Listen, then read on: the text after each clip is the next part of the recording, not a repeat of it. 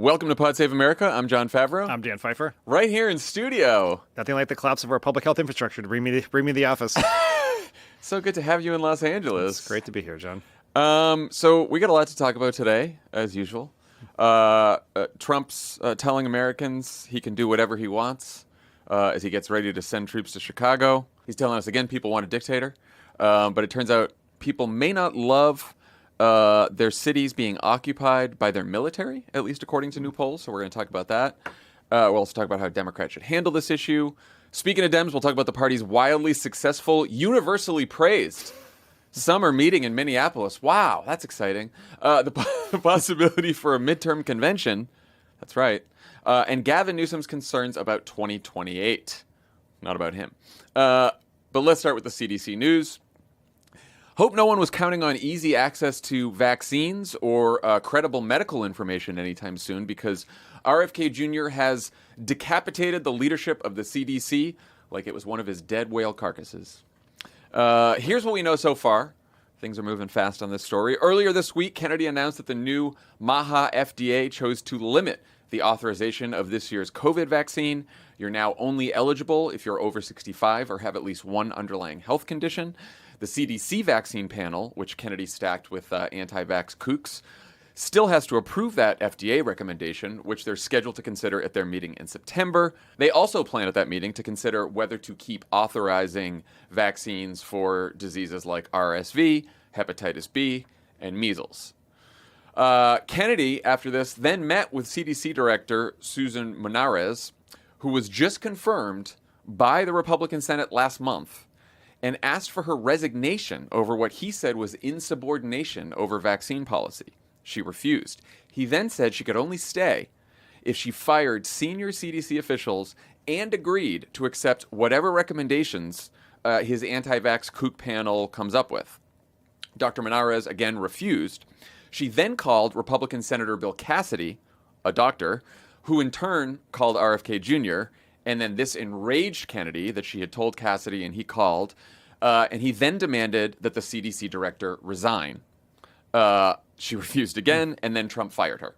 4 top CDC officials left as well and were literally escorted out of the building by armed security. The officials were the CDC's chief medical officer, the doctor in charge of public health data, the doctor in charge of vaccine safety, and the doctor in charge of vaccine recommendations, who posted quite a resignation letter on Twitter, which reads in part, quote, "I am unable to serve in an environment that treats CDC as a tool to generate policies and materials that do not reflect scientific reality and are designed to hurt rather than to improve the public's health." Cool stuff. RFK Jr. went on Fox and Friends Thursday morning to talk about the shakeup. Take a listen. What's your reaction to people that are getting a little worried? The agency is in trouble, and we need to fix it, and we are fixing it, and it may be that some people should not be working there anymore. Yeah, he sounds like he's fixing it.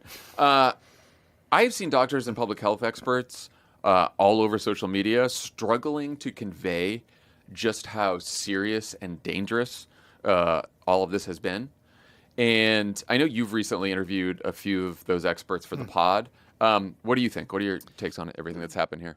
So, in the recent weeks, as RFK Jr. has been sort of gutting our public health infrastructure, has been undermining vaccine policy, I talked to the healthcare writer Atul Gawande, Caitlin Jetelina, who is a leading epidemiologist and writes a very prominent Substack, and Dr. Michael Osterholm, who runs a vaccine center at the University of Minnesota. And in each one of those conversations, I raised the question with them about what does this mean for the actual safety and efficacy and availability of the vaccines that we care about. And at each point, they all said to me, the reason you can remain confident, even with these kooks around, as alarming as it is, and no one was saying not to be alarmed, but it's that there were still real, serious career scientists staffing the CDC and the FDA. Whoops. That is no longer the case. Like, RFK Jr. and Donald Trump have gutted our health infrastructure. They have gutted the agency that monitors pandemics abroad. They've gutted the agency that deals with the availability, efficacy, and safety of vaccines.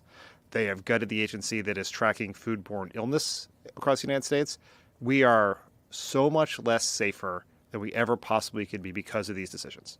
And what it really does, and I think this is the really alarming thing here, is there is a real risk of a sort of deadly spiral on vaccines because the people who don't trust the government now run the government and are undermining vaccine policies from there. So then the people who do trust the government have very real questions about, can we trust this group of kooks to ensure that we're getting safe vaccines? And you can see just a complete undermining of the vaccine system that has kept us safe for generations in this country because of the work. Because Trump picked and the Republican Senate confirmed a anti-vaccine conspiracy theorist to be in charge of our vaccine supply. It's incredibly, incredibly dangerous. Quote, I think this is quite a negative and potentially catastrophic step for the country.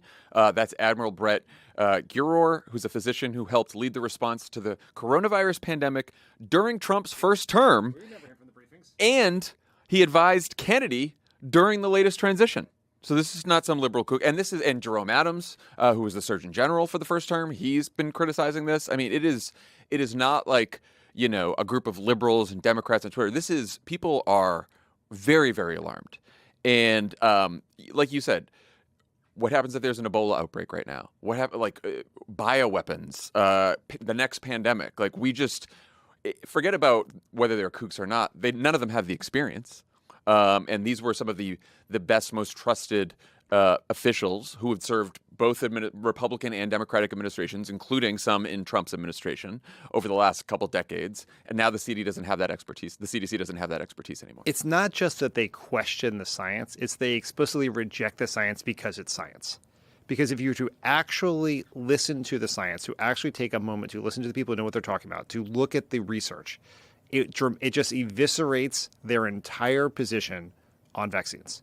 And so now we have our public health infrastructure is run by anti-scientists. Yeah.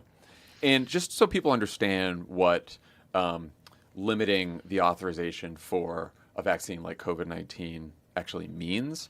So they say, okay, you can get it if you're over 65. It's authorized for people over 65 and for people with one comorbidity, one underlying health condition. And so, of course, it has not been approved yet by this CDC panel as well. FDA already did this. The kooks over there now. And now we're waiting for the CDC kooks in September to approve this too. If it is approved, that means if you or I wanted to get the COVID vaccine, we could try to ask our doctor. But a lot of doctors know that if they prescribe something that is off market, which this would be if it's not authorized for people like us, then they could be open to litigation, to lawsuits, to malpractice suits. And so, some doctors will probably say, sure, I'll still do it anyway because these people are fucking crazy. But others won't. And another thing, most people get these vaccines at Walmart, CVS, places like that. They're not going to administer them to people who aren't over 65 or have one underlying health condition. So you're really going to have a lot of people who just don't get this vaccine. And this is the COVID-19 vaccine. The fact that they're going to look at and reconsider measles, hepatitis, I mean, it's like really fucking scary. At least measles hasn't been in the news recently. The guy that was in charge of vaccine recommendations, I read some of his resignation letter. He also said in that letter, it's clear that he's never once, the senior leadership, he and his team have never once had the opportunity to brief Kennedy. And it's clear that Kennedy's only listening to outside groups. Yeah, this is my point. Kennedy's position is absurd. The scientific consensus around vaccines is so strong that it is impossible. It is he is like an anti-gravity or flat Earth person. You can't have a conversation about it because you can't withstand 1 minute of scrutiny. So instead of testing, because being an actual public service official and actually abiding by what he said he would do in his confirmation, what Kennedy is doing, he's avoiding having the conversation so he doesn't have to test. He doesn't have to try to defend his position to people who actually know the answers because he will fail in a second. And again, this is going back to the pandemic. This isn't about vaccine mandates and you're forced to get this or that. This is just about the availability of vaccines that have been tested, that have saved millions of lives, and people just saying, I think I want to choose that. It's safe. It's going to protect me, and I'd like to choose it. And basically, Kennedy and HHS and CDC and the government right now are going to say, no, you can't. You can't unless you can find it off market somewhere. Yeah, they know better than your doctor. And so, Kennedy tried to fire Menarez. He couldn't. Trump had to do it. So the White House said today that Trump hasn't commented on this yet, at least as of this recording. We're Thursday afternoon. But Caroline Lovett at the briefing said that Trump fired her. And this guy, Jim O'Neill, who was a Kennedy advisor, is now going to be, the head of the CDC temporarily until they can find a permanent replacement. This guy was a Peter Thiel advisor. Cool. Here's what he thinks of vaccines. In January of 22, he tweeted, "Is Omicron the best vaccine? Remember, CDC can redefine the word vaccine at will." So his suggestion was, if you get Omicron, that's the best kind of vaccine. It's going to be really interesting to know whether they actually put up another person for this job. Yeah. I suspect they're not. I suspect they're just going to run through whatever it is, 180 days of acting appointments until the midterms or till forever. So unfortunately, Kennedy was also asked about the horrific mass shooting at a church in Minneapolis this week, which took the lives of 2 children. I say unfortunately because it gave him a chance to say this. We're launching studies on the potential contribution of some of the SSRI drugs and some of the other psychiatric drugs that might be contributing to violence. So this is the new line. J.D. Vance also echoed that in a speech later on Thursday. This is the idea that SSRIs, which are antidepressants, treat people for depression, for anxiety. And the idea here is kids are taking these, young people are taking these, and it's contributing to mental illness, even though they're prescribed to help mental illness. It's contributing to mental illness, and that's causing mass shootings. I would just note that in the United States of America, it is much easier to buy an assault rifle than it is to get access to antidepressants. I mean, this is what they do, though, because there's this whole debate around SSRIs, right? And they have some downsides, some side effects, and especially for people under 25, which is why the FDA has like a warning on them, and doctors tend to monitor people, especially young people who are on them, closely for the first couple weeks to make sure everything's okay. After that, the record is excellent. It has helped millions and millions of people who are on these drugs. There is zero evidence that it contributes to mental illness or violence at all. There are some side effects. People get off them too quickly. You have to watch that. So, do it with a doctor. But the idea now that we are going to blame mass shootings on antidepressants, it's just like, and this is just one response to the horrific shooting in Minneapolis by the Republicans. They have turned this whole thing into a culture war. It appears that the shooter was trans. So they're, of course, blaming the fact that the shooter was trans on the shooting. It's said that the shooter in one video had killed Donald Trump on the guns. And so they're saying, it was like an anti-Trump trans person that did it. The shooter also had anti-Semitic, racist, anti-Latino, all kinds of other slurs written on the weapons. The shooter worshipped other mass shooters, like the Christchurch right-wing shooter and other extreme right-wing shooters, Timothy McVeigh, all this other kind of stuff. So clearly the person is just disturbed in a whole bunch of different ways that don't fit into a fucking political box either way, which is typically the case, which is why you don't make every shooting about politics. And this is all they can talk about now. I mean, I've been in your office all day today, which means I've been watching more Fox News than I've watched in months. Yeah. And the Chiron all day is trans shooter when talking about this. Yeah, and trans violence. This is their new thing. That all the mass shooters are trans now, which is just fucking horseshit. And the dialogue on this, frankly, the entire dialogue on it is so depressingly tedious, particularly after school shootings, where it's just it's so detached from the reality. And it's what the right is doing, and I'm going to get to that in a second, is absolutely gross and horrendous. But the whole conversation always is that everyone runs and tries to find out, is this person a Republican or a Democrat? Are they pro-Trump or anti-Trump? And then we're going to make our whole case on that.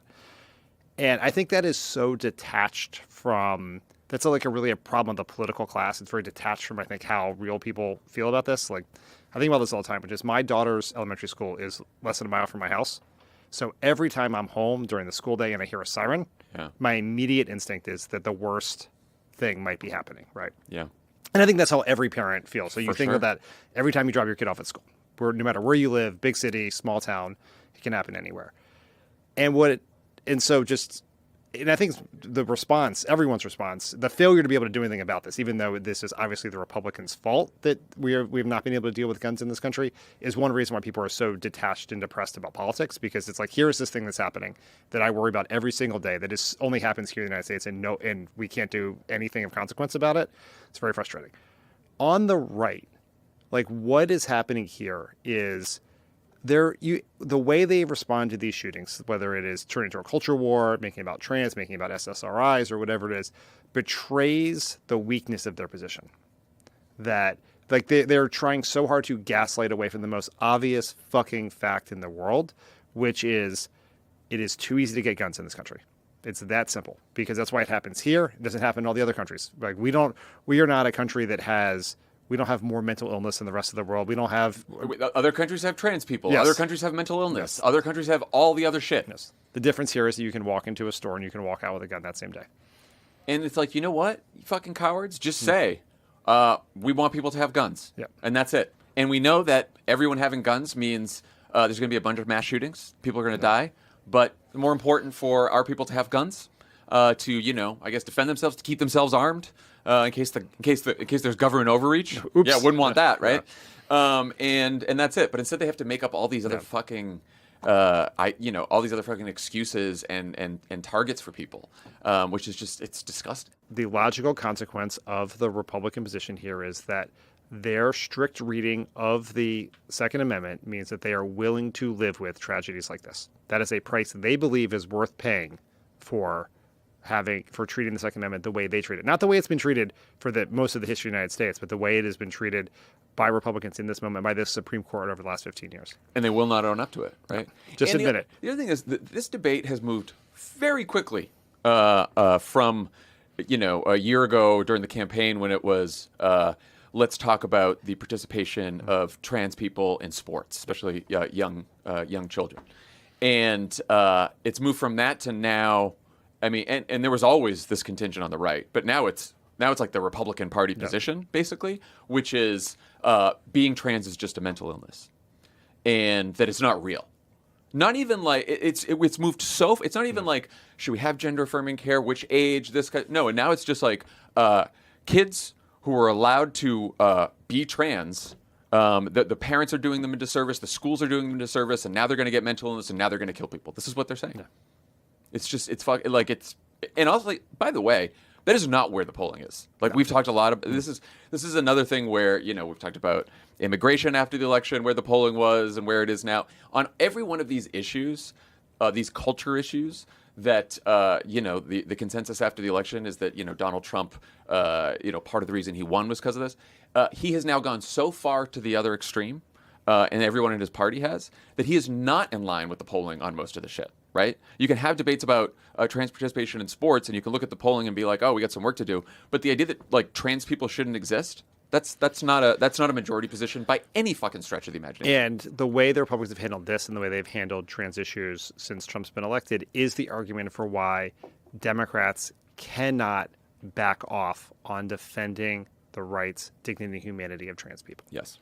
Like, we can debate sports participation, you can debate the other issues, but you cannot back away on this because you have the President of the United States, you have members of one of our political parties demagoguing some of the most vulnerable people in our society and treating them as less than human. And it is our responsibility, it's our moral imperative to stand up for them. And I think but this is beyond politics, but as you point out, doing that, treating humans as humans, to let people live their lives, is good politics.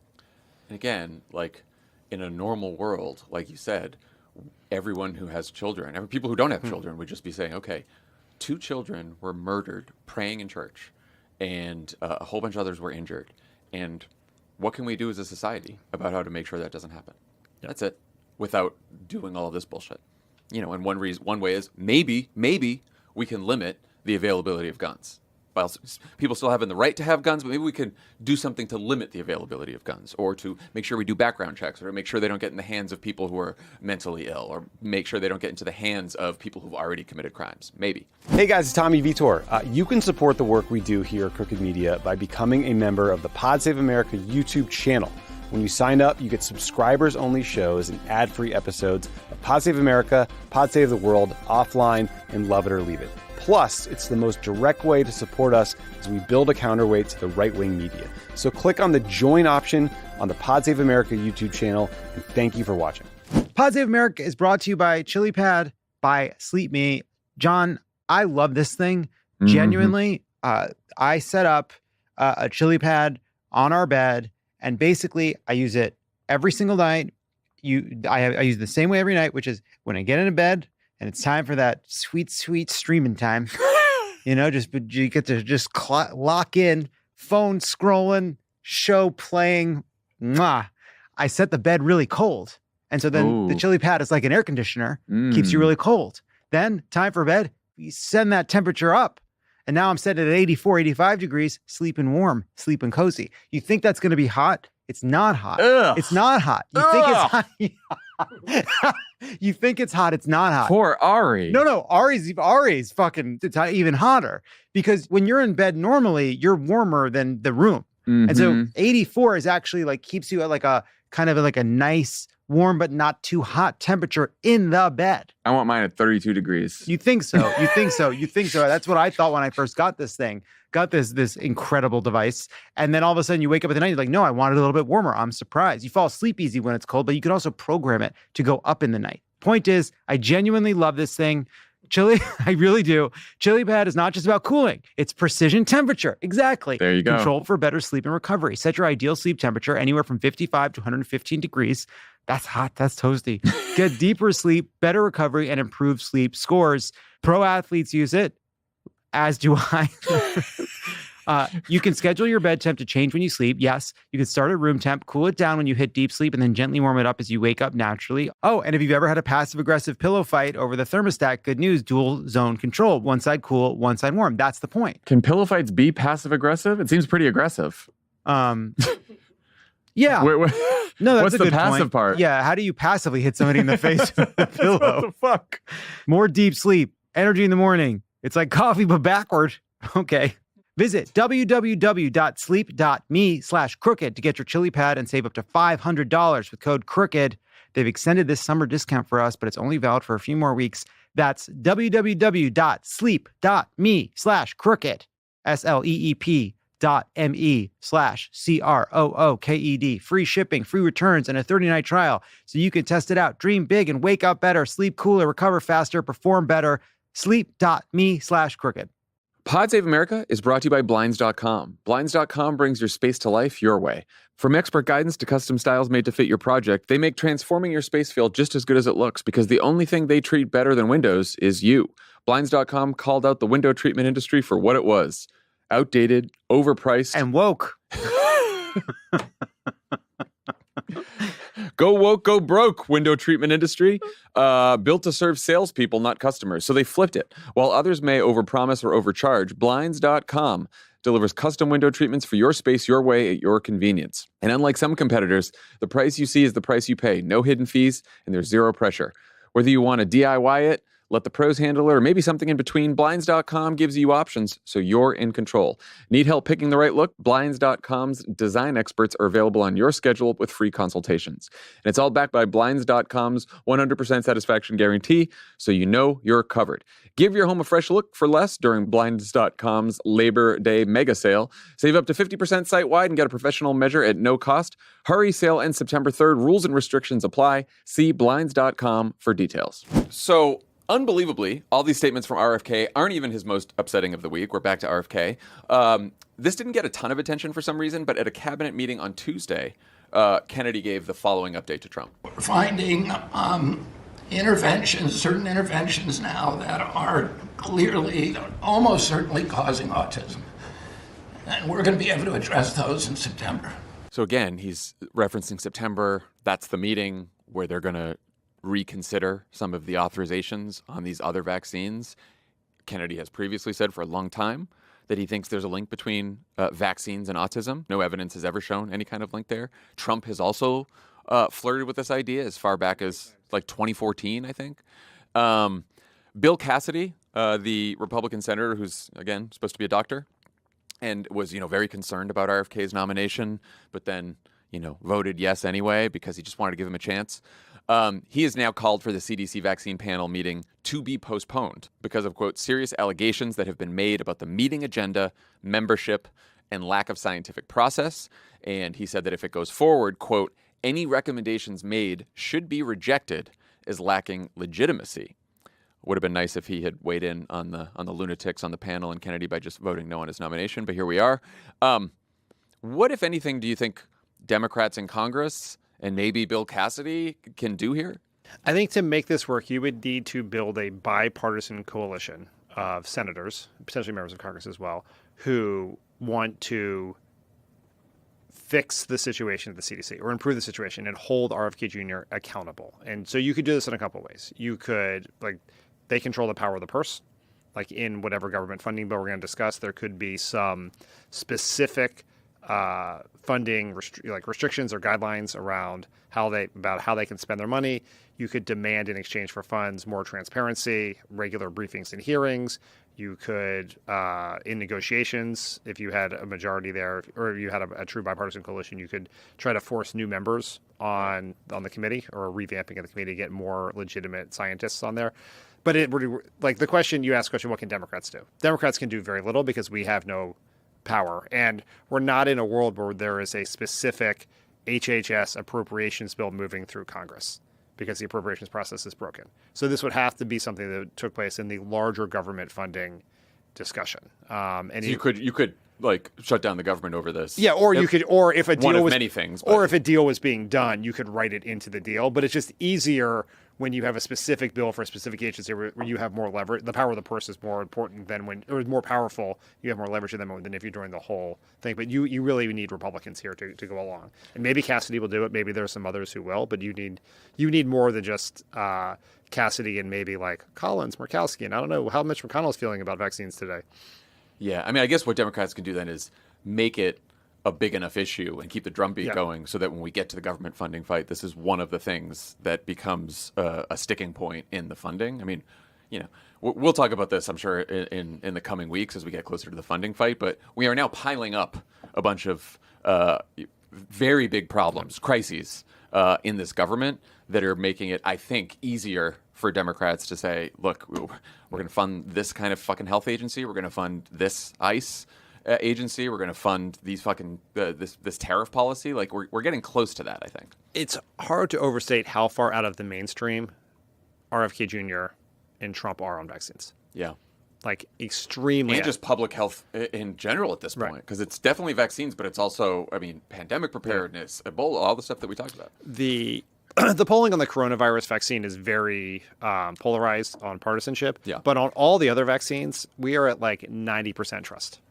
They are in the far, far, far minority here. And so I think whether it's through the government funding fight, whether it's through yelling and screaming about this, actually drawing attention to this is important. Because you want this to feel so messy for Trump, who I think is he is vaccine skeptic, agnostic, sort of. He sort of tried when RFK Jr. came on board to push back on the idea of this.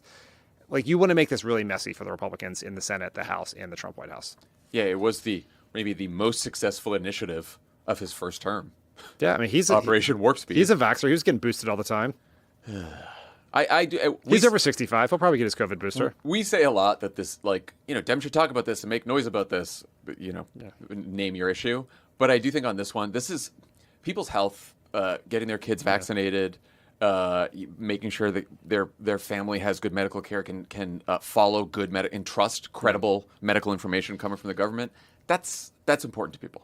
Yeah, that is one that I think resonates with people and that they're going to experience in their daily lives. Every parent at the beginning of the school year is certifying their kids' vaccines. Yeah. Right? It's something that is very much in your life on a very frequent basis. So we've all become used to the ritualistic Trump fluffing at cabinet meetings now. Must have been some real tendinitis after the one. I don't want to get explicit, but where's the tendinitis? Where do you think it is, Dan? That's a good answer. 3.5 hours. 3.5 hours of Trump fluffing in the last cabinet meeting this week.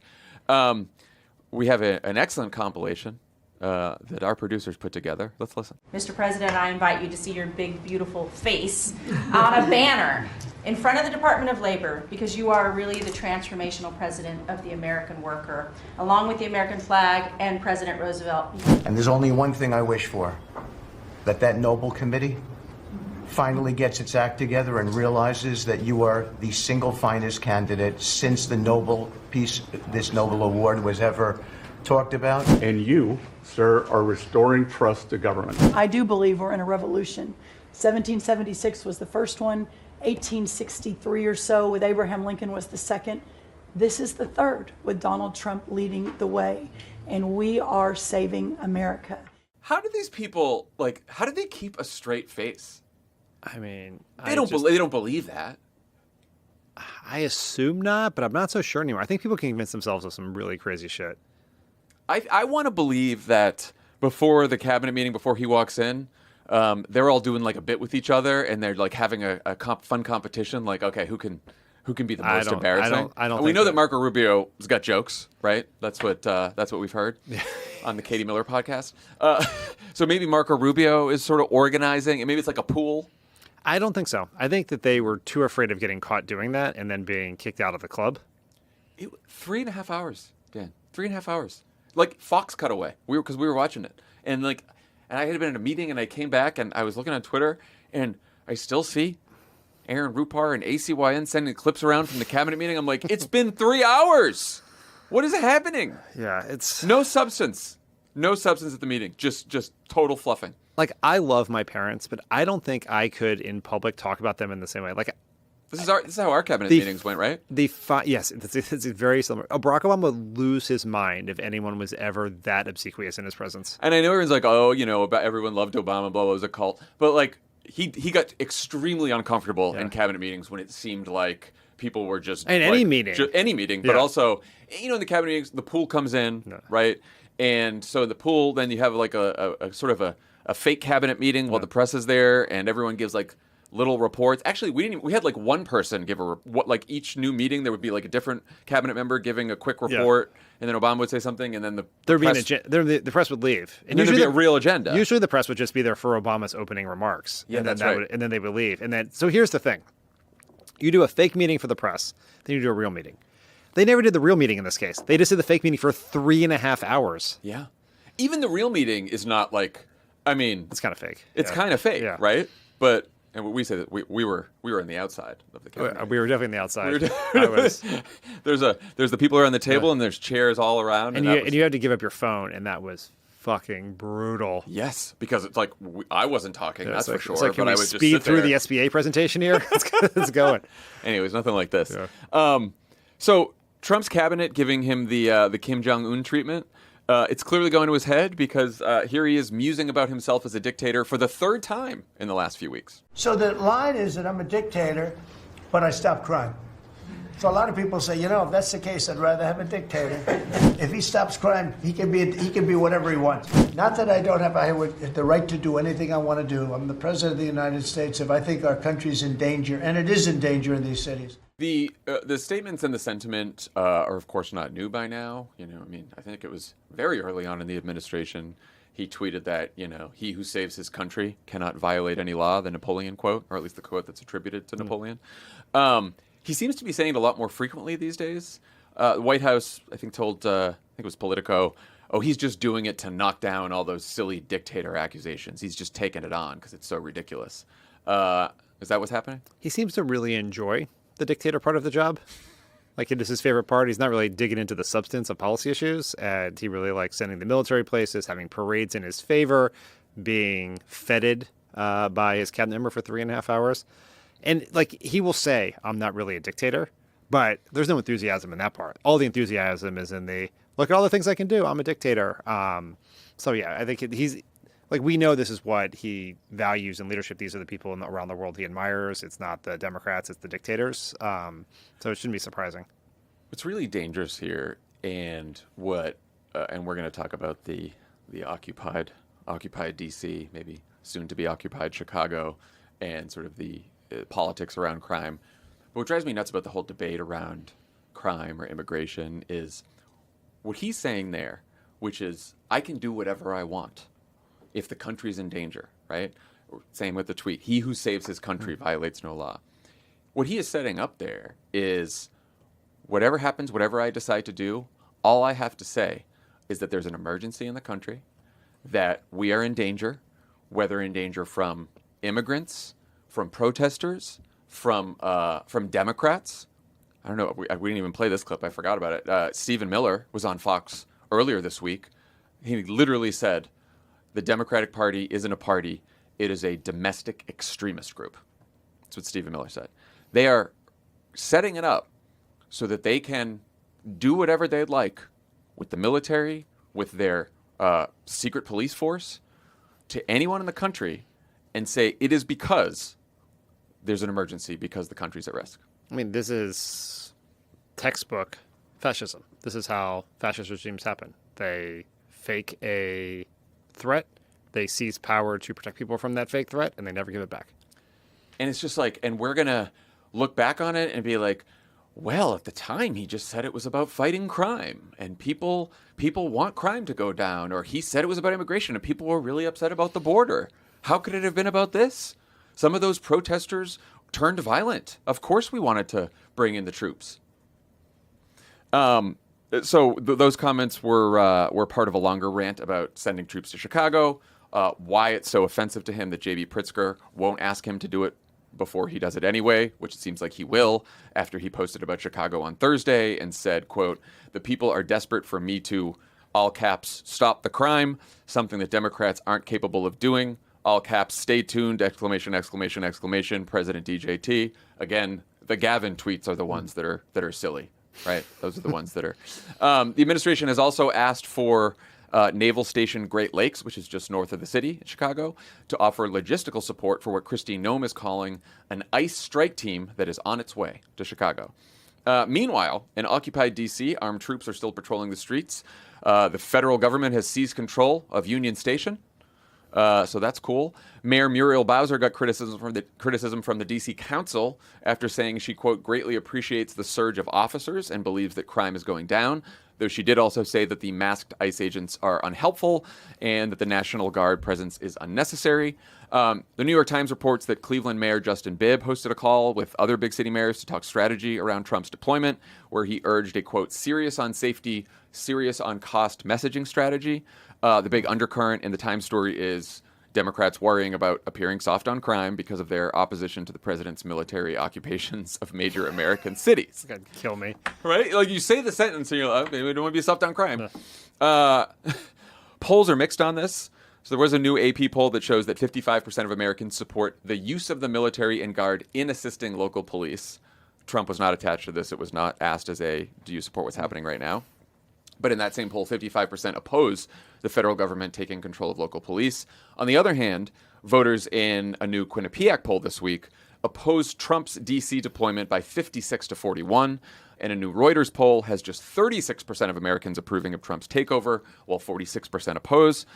Polls also show that D.C. residents fucking hate it, which is also evident by the fact that the Justice Department has now failed to get multiple indictments from multiple grand juries in D.C. for charges involving alleged assaults on federal officers, including Sandwich Guy. Sandwich Guy got off. They didn't get Sandwich Guy. He's gonna get charged with a misdemeanor because they couldn't even get a fucking grand jury to indict the guy. Really bring lie to the idea you can get a grand jury to indict a ham sandwich. It's there. It just came to you. It just came to you. I mean, should we take a moment right now, speaking of great sandwich jokes, to point out what's soon to be available in the Crooked Store? Thanks, Dan. I mean, I was shocked and disappointed by this, but you tell us. Well, Lovett had the idea of having a T-shirt with a sandwich on it, and underneath the sandwich it says "Hero," which is a name for a sandwich. It was pointed out by Saul, our producer. Yeah, Saul. It took Saul a minute to get it, but he got there. He did get it. They also wanted us to wear it during. It was sitting on the back of my chair, and I was like, "No, we're going to end up on Fox anyway. I don't need to be wearing that shirt while we do." Yeah, that's right. Wait till we get to the Democratic section, then we'll be on Fox. That's where we really shine. I do think there's something to be said for, all jokes about the sandwich guy aside, it is extremely rare for grand juries not to indict. Oh, yeah. I have the stat that's going around Twitter, which I don't know why this is dated to 2010, but in 2010 there were 163,000 federal prosecutions, and they failed to get an indictment in 11 of them. So that's a 99.993% success rate. Because I'm not a lawyer, didn't go to law school, not like Lovett and took the LSATs and got a high score. I looked this up the other day. Not about this, but way back when it seemed like all of our colleagues might be getting indicted for the Russiagate hoax.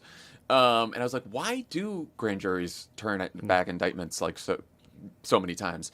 And I didn't realize, like, in many cases, there's no judge there. There's no defense attorney. It's just the prosecutor. Yeah. The prosecutor they run the evidence, or they present the evidence, and they also instruct the grand jury on what the law is. So they have enormous power here with really no sort of dissenting, opposing argument. Yeah, the point of it is to prove to a jury that you have probable cause for the charge. Right, yeah, and the standard is obviously much, much lower.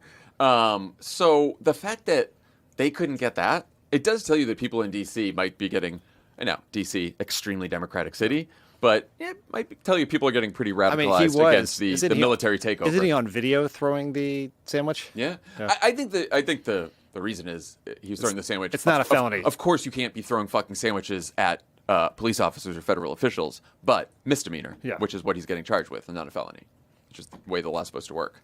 Back to crime. What's your sense of where public opinion is on this? We have talked about, I don't know if you and I have had the conversation about the D.C. takeover. We've had it privately, obviously, a million times, but I don't think we've had it on mic. Please correct us. We literally might have done it last week. You can all correct us. Yes. Yeah, I don't know. But what do you think? I mean, I think it's worth just acknowledging that the politics of crime are complicated. So in 2024, 2/3 of Americans told Gallup that crime was up over the previous year. Crime was down. And this is not a new phenomenon, TikTok broke our brains sort of situation. In every year since the year 2000, a majority of Americans have thought crime has gone up. Most years, crime went down. And it's because there's a couple of reasons for this. One is the news. This is a worse problem now in social media, but for the beginning, as long as there's been television, the news has led with crime. So if there is one murder in your community, it will be on the news for like 6 weeks at a time, right? So it never gives you an accurate... the news covers the bumps, not the road. Yeah. The second is people, and the polling also shows that people think of crime as a serious problem, even when statistically they have no reason to be very worried about crime. But people's fears are not rational. A conversation you and I have about flying all the time, where it's like I thought you were going to say flying too, and also a conversation we had about inflation, right? Yeah. This is a different subject, but like you can't be like, oh, the economy is doing great, and someone's like, well, actually, it's fucking expensive to buy groceries. What I'm saying, when someone's scared of something, you can't telling them that they're more likely to die from a piano falling on their head than whatever they're worried about. Like this is a ongoing frustration of Barack Obama's, because remember everyone was worried that ISIS was going to come to their mall and attack them, and it's like the odds of that are so small, and you have all these other ways in which you could die. Like you're at risk for every time you get a car, much more at risk when you get a car accident. So people's fears are irrational. And Republicans have a strength on crime, right? Trump, he had a 1-point advantage on crime in a poll that happened in 2024, but every other issue he's underwater. This is an issue where he is not underwater. Although there has only been limited polling on crime up until very recently. People are like, avoid his trap. Don't fall in his trap. He wants you to talk about crime instead of tariffs. Well, the president invades a U.S. city, the United States Capitol, with armed military. It's kind of hard not to talk about, so you should probably find the best way to talk about it. My view of it is that you can't make it about crime. Right? You can't say, like, I have just told you the facts that crime has actually gone down, and it's gone down a lot in D.C. It's one of the largest drops in violent crime in history year over year. But telling people that is not basically your best play here, because then it does sound like you are minimizing crime. I think you should make this be about the fact that this is a stunt. It's a giant waste of taxpayer resources, and it's happening against the wishes of the local officials and most importantly, the local police. It's tough because if someone thinks that the presence of troops and extra cops and everything else is about, okay, well, there's more cops on the beat, and so that seems good because most people think more cops means it's going to be safer, especially if I saw. And it's not just Bill about Clinton ran on that promise, right? And it's also not just about people. Okay, well, you could say like how many people have actually experienced a crime. It's not just about experiencing a crime, though it is about that. But it's just about like public disorder, right? Like if you cities, if you're on a subway, if you're on a street corner, you see someone screaming and yelling at somebody, like you're like, okay, this is kind of scary, right? And so it's about more than that. And if you think that like that ICE is about deporting the worst of the worst, and you think that extra cops is about bringing down crime, then you're going to say, well, this all seems fine to me. But if you're walking around the city and suddenly they're tasing delivery drivers people in masks and hauling them off and throwing them in a van, and you're seeing all these troops armed just in your city day after, maybe a couple days, it's no big deal, maybe a couple weeks, it's no big deal, but like day after day after day. And then you're going to be like, I don't know, is this really about crime? Because this seems pretty, and to your point about the stunt, I think everyone who saw the National Guard troops just picking up trash in D.C. because there was nothing really else for them to do, they probably don't think, oh, this is scary, but they probably think, yeah, this is maybe a little bit of a waste here. That's what I think the right argument here. So the hard part is, like, yes, if you live in the city, you experience the disorder to the extent it exists. You know, if you live in a city and you have to get someone at Walgreens or Duane Reade or CVS to let you get deodorant every single time because they're so worried about shoplifters, like that contributes to how people feel about public safety. But most people don't live in cities, or a lot of people don't live in cities. And so they're not seeing the National Guard.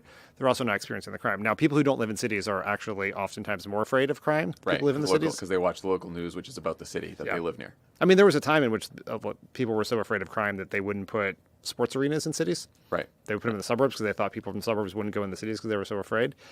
And so I just think that in the argument that Democrats should ignore this is not a real argument because it's not possible to ignore it.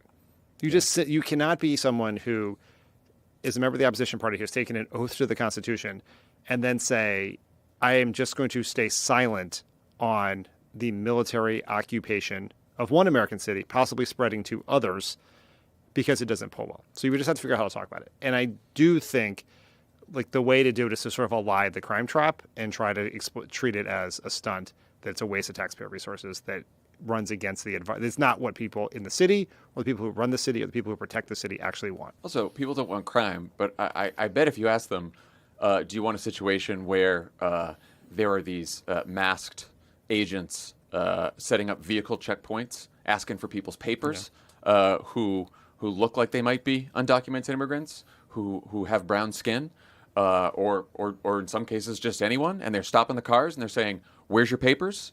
I don't think people like that.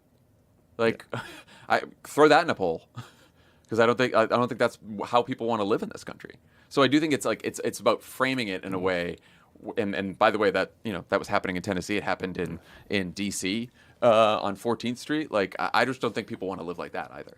And there's this is incredibly dangerous. There was a moment, as you guys talked about on Tuesday, the National Guard's now carrying weapons in D.C. for no reason.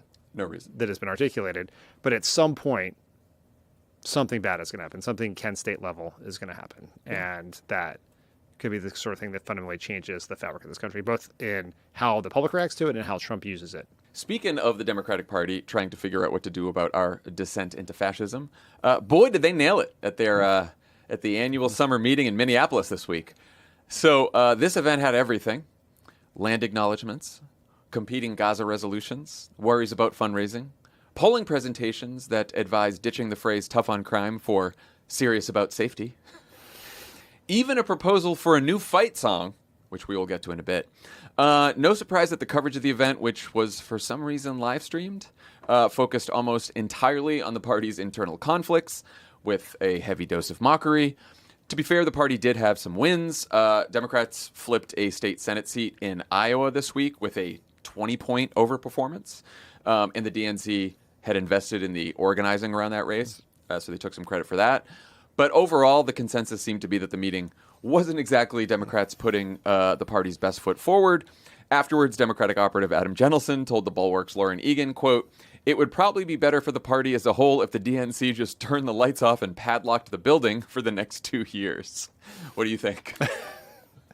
I think the whole thing is maybe a microcosm of all of our problems, which is you have in Iowa this great win, right? Like we know we do well in special elections. We're actually, in 2025, we're doing about 5 to 6 points better in special elections than we were doing in 2017. So I think that there is evidence that underneath the challenges we're having at the party establishment level, that people are doing the work and winning races. And that's very important. Did you see that turnout was 55% of the 2022 midterms in that district? That's high for a special election. Yeah, it's incredible. In the summer of 2025. And so like that is the positive part here. It is the establishment of the party, which is embodied by the DNC, which is a collection of whatever it is, 400 some party chairs, party committee people, just like the absolute establishment of the establishment, that is still struggling to reckon with the moment we are in. Right? Both, I mean, I will stipulate, I've been in politics a long time. The DNC has been a shit show almost for the entire time of my career. And particularly when we're in opposition. It exists to be a punching bag and a shit show. Like when you have the White House, the DNC is a political arm of the White House, and it usually is neither, you don't ever really hear from it. It raises money, it organizes, it does what the White House wants. When you're in opposition, it becomes the vessel for everyone's anger about the party, even though it has so little power and so little influence. Yeah. Like everyone thinks the DNC like makes messaging decisions, picks candidates, can fix presidential elections, all these things, and it's really, it's basically in a presidential election, it's a bank account for the nominee with some organizing on the side. Here's my big criticism of the whole event. Why did they live stream it? Why did they if you're going to have a meeting and you're going to have polling presentations and you're going to do the whole thing and just talk about shit, like, just don't, I mean, you can have, I guess you have press there. I don't know, like, they can just have a fucking meeting. I mean, it's open press. Like, I get that some parts are open press. I'm sure they've been live streaming it for 100 years, like since live streaming was available. Well, then if you're going to live stream it, do we need to start with the land acknowledgement? Is that something that have we not learned our lesson? First of all, and it's not like the land like, do we think the land acknowledgements do anything? Do we give back the land like we probably should? Do we go maybe people should go do something to help indigenous Americans in the country instead of just acknowledging the fact that hundreds of years ago, something horrific happened on that land. I don't know. What are we doing? It's very hard to think about what we should do as a party and reverse engineer it from what is going to make it Fox and Friends. Like, I don't want us to do that. But there does need to be a little more savvy about the whole picture that is painted, right? Just a touch. Just a little touch more savvy. Like what is the story you're telling with this? Like, there is a world in which you could use this to, like, we have a bunch of exciting candidates, like really exciting candidates. We've had, to the credit of the Senate and House, we've recruited a bunch of great candidates to run. The Sherrod Browns, Roy Coopers, a bunch of really interesting people running for House, veterans, former like fired federal government scientists and people working in the VA and all this. You could highlight those people. We're winning races instead of doing that. Instead, the DNC, which has no real say in a lot of these issues, I know we're going to get to the Gaza resolution in a second, is putting itself in the middle of it. And I think one challenge here is, I don't know what the answer is, but Ken Martin won the DNC race. Mm-hmm. He was the most insider of insider candidates, right? He was the chair of the Association of Democratic Party Chairs. He'd been a party chair for a long time. He'd been a very successful party chair, to his credit. But he won the race because he had relationships with all the other party chairs, which is a huge part of the voting bloc. But it was a continuation of what the DNC had been. I know he's trying to make changes, but like after 2024, you probably needed someone who's going to come in a little bit like Howard Dean did when he won the DNC, who's going to like knock it over and start from the beginning. And so we're kind of we're not making any real wholesale changes. We're just kind of making cosmetic changes around the edge, and it's not working.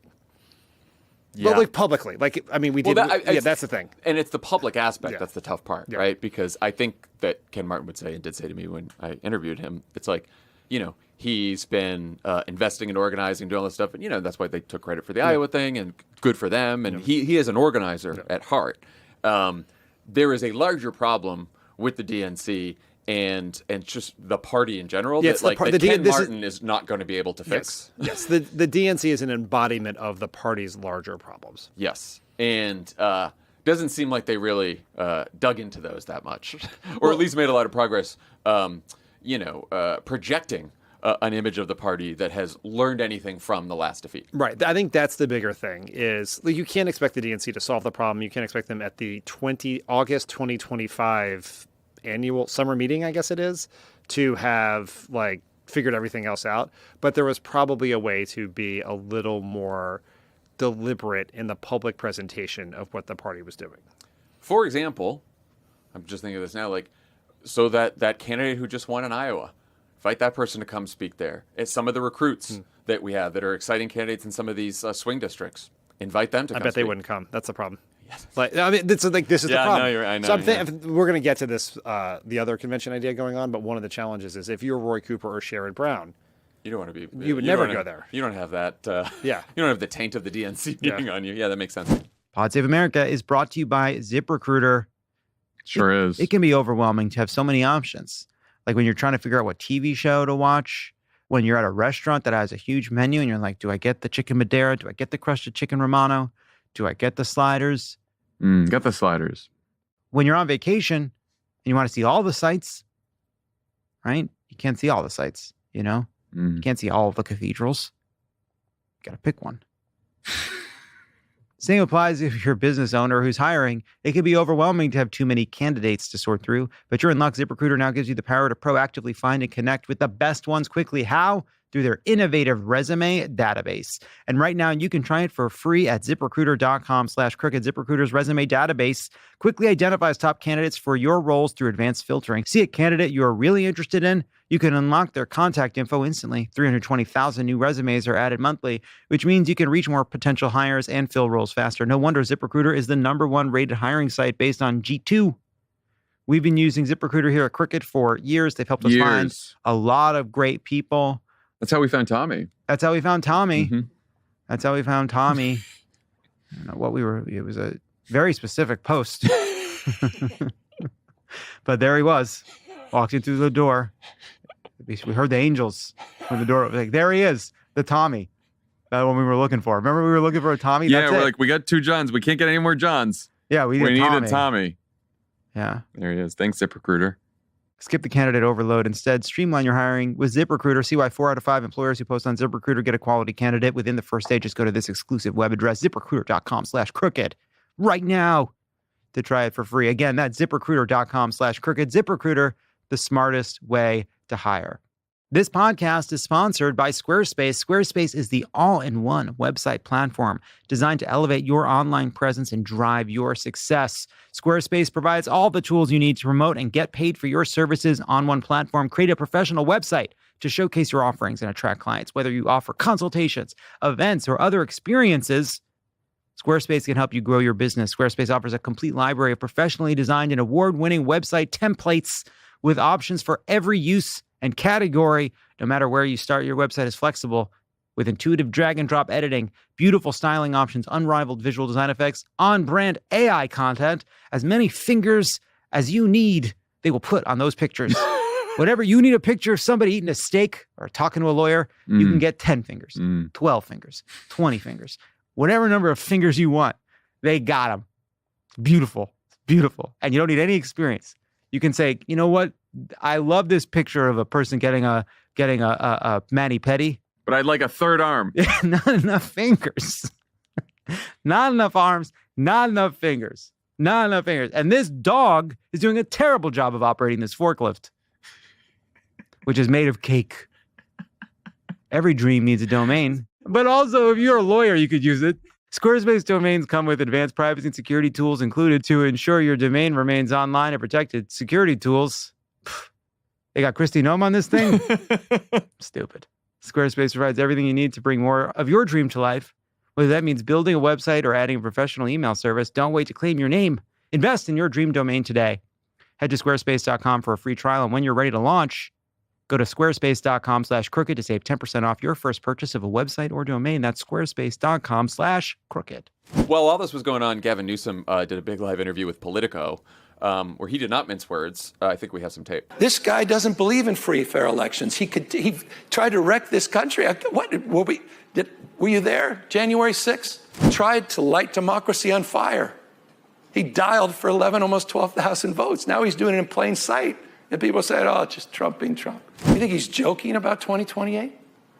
You think when he brings foreign leaders to the Oval Office and he goes to the White House store, have you seen this? Anyone? Is it just me? And he shows them the 2028 hats? He's not being serious? Wake up. You will lose your country. I mean, that's one way to do it. Yeah. Right? Now, I caught a couple lines from Ken Martin's speech, And, he was doing the, like, we got to fight fire with fire thing, and he was trying to, be tough like Gavin. But again, that's one person in a whole meeting that gets... It's not that the people there don't want to fight. No, it's not that. It's just it looks too... I kind of, we're hammering on them. I'm not trying to defend them in any way, shape, or form, but there was no way this was going to go well. Right. There was just absolutely no way, because there's ways it could have gone better. It could have gone better, but it's just Democrats are mad at Democrats right now. So it's one that, if you have a great meeting and the Republicans are going to shit on it no matter what the meeting is, but if Democrats are mad at the party, as they have every right to be right now, then you just create this. You're pleasing no one with anything you do. I do think and wish very much that more Democrats would find their own inner Gavin Newsom. And what I mean by that is not just do exactly what he's doing and then try to do the tweets that his office is doing and then say the same things that he's find what's making you upset and what's really bothering you and where you think the country should go, and go say that more and be less we've talked about this, but be less cautious. And again, I'm not even saying that Gavin Newsom's going to be our best nominee, right? I'm just saying in this moment, in the summer of 2025, there should be more Democrats sounding like that. I think I wrote about this in my newsletter, The Message Box, this week, but there is a fundamental divide in the Democratic Party. And we have divides on every issue. As I wrote, we're divided over Ezra Klein's book writings. Okay, we're about to talk about Gaza. So yeah. So we're divided on everything. But I really do believe the big fundamental divide in the party, and Alyssa Slotkin has talked about this a lot, which is people who think Trump is an existential threat to democracy, which Gavin Newsom does. And a lot of people who think that Trump is very, very bad, but survivable. That our goal here is to just make it to 2026 and then make it to 2028. And that if you are in the Gavin Newsom camp, you need to think outside the box. You have to be willing to embrace high-risk strategies that push the envelopes, are willing to run over norms or previously held positions. And if you're in the latter camp, where I think Chuck Schumer is, I think Gretchen Whitmer is, you just think very differently. And I think more people should be in the Gavin Newsom camp. I am in the Gavin Newsom camp, but I really found that to be the way to understand how people think about things, because the DNC meeting is, even if people use the public rhetoric that sounds a version of what Gavin Newsom says, the way that they keep doing things the same way suggests that they are in the this is bad but survivable camp. Yes. And I'll give you an example of why this is not ideologically necessarily, or even old versus young, or even are you going to go hard at Trump or not? Bernie Sanders. Bernie Sanders has been acting now for several years like he believes that we're in an existential emergency. He hits Donald Trump whenever he can, but he also has his Bernie thing, right? He believes that the oligarchy is the problem, and he's very economically populist. He's been consistent about this for his whole career. But he's out there pulling huge crowds, probably the most popular politician in the party, and he's acting like this is an existential threat, right? Completely different. Could not be more different than Gavin Newsom in a whole bunch of different ways. It is interesting. I could do a whole podcast on this, but Bernie Sanders, I am interpreting this, but believes that Donald Trump is the symptom of the larger problem he's been talking about for years, which is the oligarchy, an unfair economy, a rigged economy. And Newsom, who I think doesn't necessarily disagree with Bernie on some of the things about the economy, thinks Trump is the problem. And Alyssa Slotkin, right, who you just mentioned, former CIA. Yeah, she's in that camp too. So it's it's all kinds of people. But and then what the people I really worry about, I'm not going to name names here, but no, please do. No, well, because I can't even think all of them, but the people who I think believe we're in an existential crisis, but do not sound like it. Some people have thought about it and are I think this is survivable and I'm just going to act that way.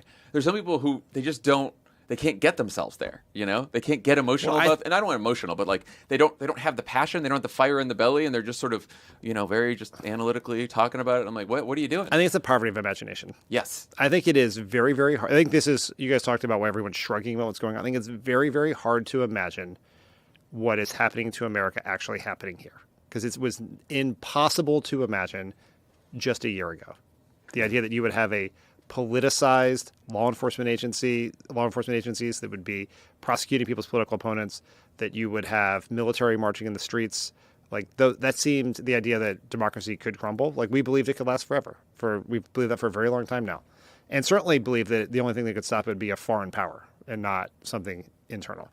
And so I think for a lot of politicians, particularly ones who've been around a long time, there are exceptions like Bernie, it just cannot fathom this is actually happening and are unable to think about it talk about it in real ways, think about it in real ways, and then embrace the solutions that are proportionate to the threat. Yeah, that's well said. And there's just a lot of trying, like almost like trying on a costume. Well, that's the fake bullshit, right? It's the fake bullshit. You get a lot. I've said this before. Like a lot more of them are swearing. Like they think if they swear a little bit, they drop a few fucks, then suddenly everyone's gonna be, oh, they're tough now. It's I'm for the swearing. I think it's fine. I'm only for the swearing if you swear normally. Yeah. If this is how you talk.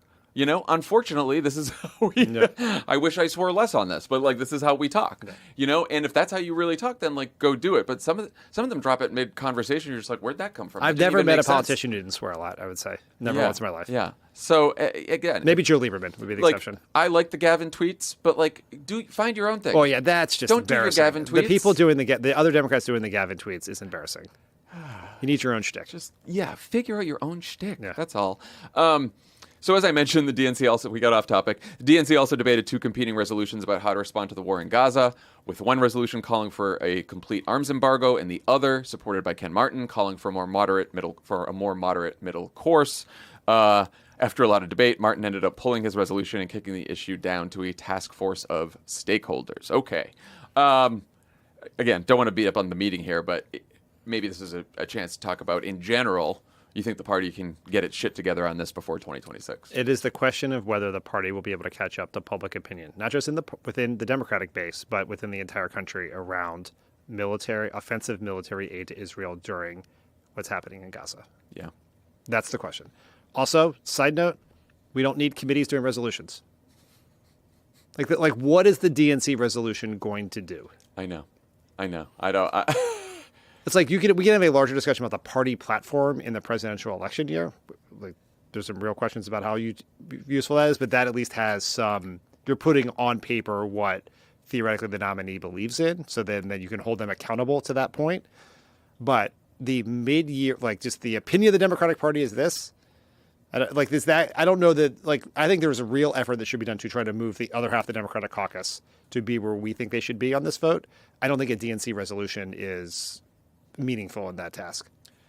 And I will say, because I'm not going to make the moral case for this again, and especially because the people in the other side of the party who are still singing the same tune about Israel, they'll say, "Oh, I get that this is emotional, but this is we gotta seem like we're on the side of Israel. That's where the American people are. That's not where the American people are. Right. Look at the polls. Right. If you think that's where they are, those are old polls." And it's not just Democrats. First of all, that Quinnipiac poll, like if you ask if Democrats, if you ask just Democrats, if they believe that we should end weapons sales to Israel, it was like 70%. I mean, it was overwhelming. But the overall number, including independents, and of course, Republicans are still for it, but like the overall number, I think was like, I don't know, it was like 56, 57 for ending weapon sales. Like, it's a majority opinion now. I mean, you ask people if they approve of how Israel's conducting the war in Gaza, the numbers are even more devastating. If you ask people who they sympathize with more, the Israelis or the Palestinians, it's now the Palestinians, which is also a huge shift from October 7th. I mean, and the reason I'm just bringing up the polling is not because that's how I think we should talk about it, but to those people in the Democratic Party who think this is a polling issue, it is not. I think that there is a lot of parallels in terms of the politics. I'm only talking about the politics. With Iraq? With Iraq. I know. I've been the same thing. There are people who know what the right thing to do is, but because of an outdated view of politics, are afraid to do it. And those people, especially if they're running for president, are eventually going to get to where everyone else is, but you're going to be late. And and you're going to be you're going to seem fake when you get inauthentic. There. You're going to seem fake because it is. I mean, I'm sure there's some people who are going to be like, wow. Of course, you could have this conversion where you're like, wow, I fucked up and this is horrible. And Netanyahu clearly is never going to end this war and just wants to fucking bulldoze Gaza and doesn't give a shit what happens to people and whatever else. You could come around to that. But a lot of people are just they're going to look exactly like what it is, which is, oh, this is where the base is and I want to win. And so I'm going to now pretend this whole time that I was actually against. There were moments to do, like, obviously incredibly great credit to the people who were very critical when the Democrats were very critical when Biden was president. Like that is the right thing to do, but not easy to do it against your president, particularly in an election year. But with Trump as president and with the way things have changed, particularly with the famine in Gaza, the moment was months ago. And so like that is an actual change of facts on the ground that could cause you to change your opinion. But the more you wait, the more you're going to look like you're playing politics here. Yeah. See, Jake Sullivan, Yeah. Biden's former national security advisor, was talking to our pal Tim Miller on the Bulwark podcast and said that he's advised Democrats that they should oppose weapon sales. Like, Right. that's Jake, Yeah. who's in the Biden administration. So it's the person in charge of implementing the Hug BB strategy. So, like, if you're, what are you doing? If you're, I just don't understand.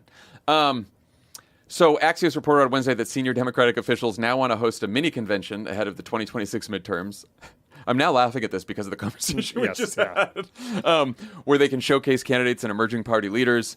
Not to be outdone the next morning, Trump posted that the Republican Party might host a convention of their own before the midterms. That to me was the only evidence that maybe this is a good idea. What do you think? I, in theory, I understand the idea is that Democrats need opportunities to get attention. And having another convention, particularly if you did a big one, right? Like you're not filling the where did we go to the convention? Where was Chicago. that? Chicago. You're not filling the United Center. It's okay. We all want to forget it. I was like I know we went to Milwaukee for a week. I know we went to Chicago for a week. We're still waiting for Taylor Swift to come out on stage. Just get Leon Panetta instead. Yeah. So the idea of doing a big event and having like good speakers, and you'd have to get like Kamala Harris would speak there, and maybe you would get Barack Obama. Like you would need to draw real attention to get real people to do it. Like that is intriguing. Joe Biden. Your face is so good. That was so worth it. That's an option. I mean, it's an option. I actually would say that I'm sure that the people who would attend the Democratic convention would be very excited to hear from Joe Biden. Yeah. You and I were in the audience for his speech in Chicago, apparently, which is where that was. Keep going. But it does.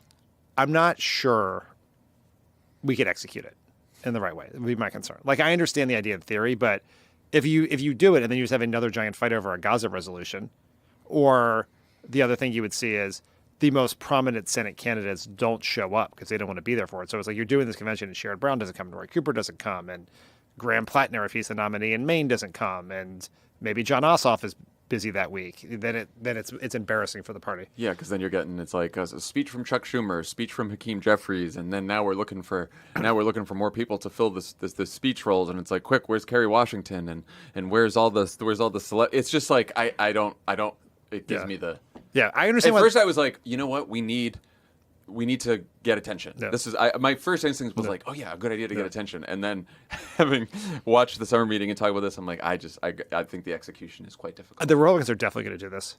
Yeah, because Trump would like another. And then we're gonna. Trump probably did it to goad us into doing it. No, he wants to. He wants to do it because he wants another party celebrating him. But and I think it's to his advantage. Yeah, because I think his big issue for the midterms is the people who turned out for him don't turn out for Republican candidates. And so if he can attach himself to the midterms in people's minds, then he can tell everyone, hey, get out for me. Don't forget about these candidates. It's a double-edged sword for sure, but he's probably going to get all the downsides of the anti-Trump fervor anyway. So a moment where he could keep high-profile moment where he could communicate to his voters that the people who didn't turn out for this is probably to his advantage. So if he does it, then we'll probably have to do it. Or one place we could just do it is Crooked Con. Oh, is there a place? Did you know we're having a? I'm Have aware. you heard? I'm aware. November 6th and 7th. Is there a website you can go to? Yeah, it's crookedcon.com. I got it. I did it.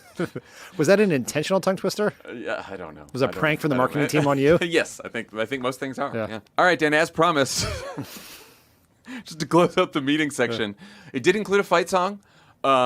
Which no DNC meeting is complete without. Semaphor's Dave Weigel reported that someone from Act Blue not only shared the song, but recommended that the party adopt it, and in multiple sessions put the lyrics up on a presentation so the attendees could sing along. Did they incessantly text it to everyone? I apologize for doing this, but I do need you to read the lyrics. I can't read it. I do this from off the dome. I don't have a laptop, so you'll have to do it. Fuck. DEMS we rise, stronger together. Blue skies, lift your voice. We're bold and true. Onward, Democrats. We shine blue. Woo! The thing that is so funny about this, other than the fact that someone thought we needed a fight song. Yes. And that it has a Blue Sky reference. Yes. A little on the nose. It's the use of the term stronger together, which is the failure of every democratic messaging process ever. No matter how bad it is, no matter how many yahoos are involved, it ends up with some version of stronger together. Everything is perfect about it. The only thing I am disappointed in is that we can't hear it. Like, is there a melody it goes to? That's what I want to know. I asked Dave Weigel on Twitter, but he does not respond. If there are any... If anyone has... The person from Act Blue, I don't know who it was, but whoever can give us a melody to this, I want to be singing it, because I want to practice for this midterm convention and Crooked Con and whatever else. You heard it here first, that if someone can find the melody for this, John Favreau will sing it solo. Well, can you play it on the piano? You can play it on the piano. I will learn to play it on the piano. It will become our new theme song to Pod Save America. That's ridiculous. I think you should perform it at Crooked Con? Crooked Con, or the wedding, birthday, celebration, whatever, of whichever Vote Save America volunteer knocks the most doors. In this election. That's a good one. John Favreau will come to your gathering and sing. This is now. If that is not up on votesaveamerica.com by the time this episode comes out on Friday morning, it's a failure of the political team. Come up with the melody, everyone. All right, last thing before we go, we have to talk about one more piece of news. Taylor Swift's engagement to Travis Kelce. What? This is the first time hearing of this. I was in a meeting. I was off my phone for an hour. I come back outside. There's like 40 texts on most of them from my wife. I was going to say. In all of the text chains I'm on with her and other Taylor Swift fans. It was wild. So you know what I was doing when this came out? What? I was talking to Caroline Reston on Polar Coaster, and no one interrupted the show to tell her. About Hunting Wives. We were talking about Hunting Wives at the time. Which I hate watched and now can't wait for the second season. Yes. Well, if you want to hear my take on Hunting Wives, subscribe, become a friend of the pod. Cricket.com/friends. There you go. Anyway, most of the world offered their congratulations. A nice little moment here in our broader descent into fascism. Even Donald Trump was gracious about it. But then Charlie Kirk, Charlie Kirk. Familiar vaguely with him. He recently called us a group of low T complainers and whiners. Oh, I thought he was just referring to the Tuesday pod.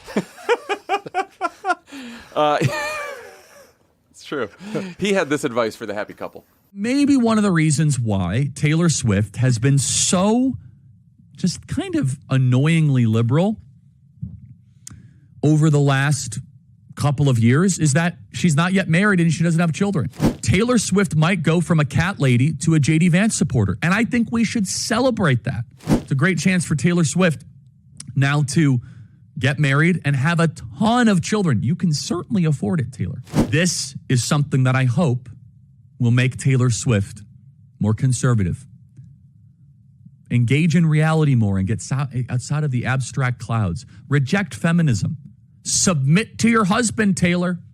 You're not in charge.